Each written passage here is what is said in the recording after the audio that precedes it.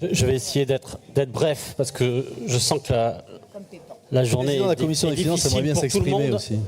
La journée est difficile pour tout le monde et pour certains en particulier qui essaient de gesticuler, de s'en sortir dans le débat politique tel qu'il se construit aujourd'hui. Alain Bachet l'a très bien dit ce matin dans ses propos liminaires. La situation à laquelle on fait face aujourd'hui ne tombe pas du ciel. Ce n'est pas un phénomène naturel, mais bien une construction politique qui a été la logique des baisses d'impôts et de cotisations sociales telles qu'il a été construit sur les 7 dernières années, qui a coûté 62 milliards d'euros au compte de la nation. C'est ça la réalité. Et pour profiter à qui ? Pour profiter à qui ? En premier lieu, aux plus riches de ce pays. Et ça a été démontré par de nombreux économistes. Et c'est ça la question. Et avec la baisse qui est annoncée pour la région et pour l'ensemble des collectivités, c'est à la grande majorité qu'on va faire payer cette politique fiscale qui a été mise en place ces 7 dernières années. Et c'est ce qu'on fait payer aujourd'hui à la région. Et moi, je remercie la vice-présidente de l'énumération des conséquences sur le budget de notre région, parce que c'est la vie quotidienne qui va être impactée. C'est la vie quotidienne des Néo-Aquitains qui va être impactée, celle des lycéens, celle de ceux qui prennent le train tous les jours. Et excusez-moi, mais enfin, on a eu le débat sur le CPER mobilité. Déjà, on disait qu'on avait, en tout cas, pour notre groupe, il n'y avait pas assez de ressources pour faire face aux besoins de régénération de l'ensemble des voies de notre région. Là, on n'est même pas en capacité, aujourd'hui, j'espère qu'on s'en sortira, et dans les priorités telles qu'on se les fixera, de se dire qu'on va pouvoir maintenir l'ensemble de notre réseau tel qu'il existe.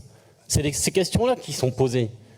Donc, je veux bien, Monsieur Robert, que vous disiez que le nouveau Front populaire aurait ruiné la France. Mais la réalité, c'est que les 1000 milliards, c'est pas le nouveau Front populaire, c'est votre majorité qui avait construit ça. Et c'est votre majorité qui nous avait mis dans cette situation. Donc, je crois qu'aujourd'hui,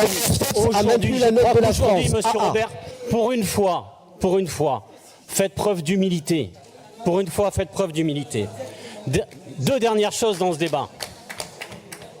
Je vois bien qu'en face, parce que, on va se dire les choses telles qu'elles sont, je vois bien que dans les bancs d'en face, il y a des sourires qui se dessinent.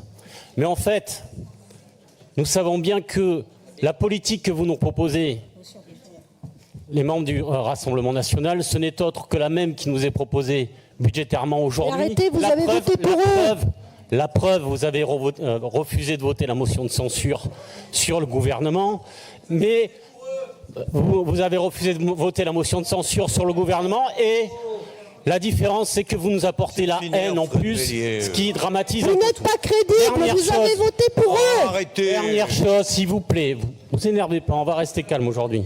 Dernière chose, je crois que dans ce débat-là, il va falloir continuer à mener la bataille pour avoir de nouvelles recettes pour nos régions.